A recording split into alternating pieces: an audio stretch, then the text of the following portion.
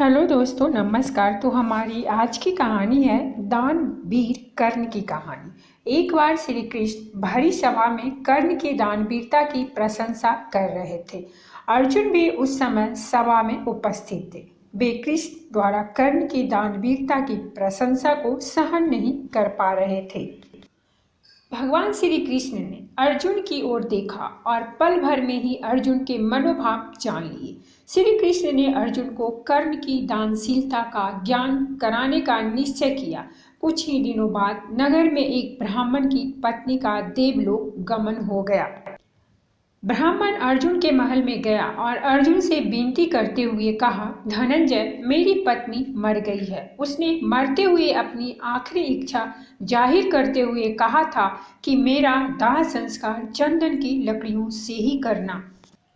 इसीलिए क्या आप मुझे चंदन की लकड़ियां दे सकते हैं? ब्राह्मण की बात सुनकर अर्जुन ने कहा, क्यों नहीं।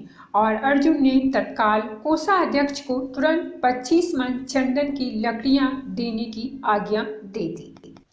परंतु उस दिन न तो भंडार में और न ही बाजार में चंदन की लकड़ियां उपस्थित थी। कोषाध्यक्ष ने आकर अर्जुन को सारी व्यथा सुनाई और अर्जुन के समक्ष चंदन की लकड़ियां न होने की असमर्थता व्यक्त की। अर्जुन ने भी ब्राह्मण को अपनी लाचारी बताकर खाली हाथ वापस भेज दिया। ब्राह्मण अब कर्ण के महल में पहुंचा और कर्ण से अपनी पत्नी की आखिरी इच्छा के अनुरूप चंदन की लकड़ियों की मांग की। कर्ण के समक्ष भी वही स्थिति थी। न तो महल में और न ही बाजार में कहीं चंदन की लकड़ियां उपस्थित थी। परंतु कर्ण ने तुरंत अपने कोषाध्यक्ष को महल में लगे चंदन के खंभे निकालकर ब्राह्मण को दान देने की आज्ञा दे दी।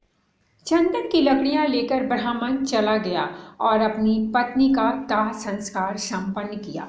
शाम को जब श्री कृष्ण और अर्जुन टहलने के लिए निकले, देखा तो वही ब्राह्मण शमशान पर कीर्तन कर रहा है।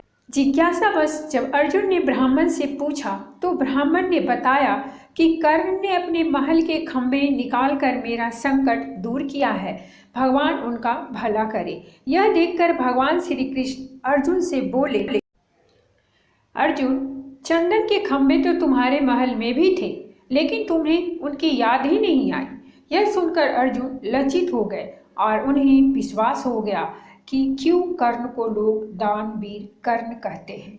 तो दोस्तों, ये थी हमारी आज की कहानी। अगर अच्छी लगी हो तो प्लीज़ हमारे चैनल को सब्सक्राइब कीजिए, वीडियो को लाइक और शेयर जरूर कीजिए। कहानी सुनने के लिए बहुत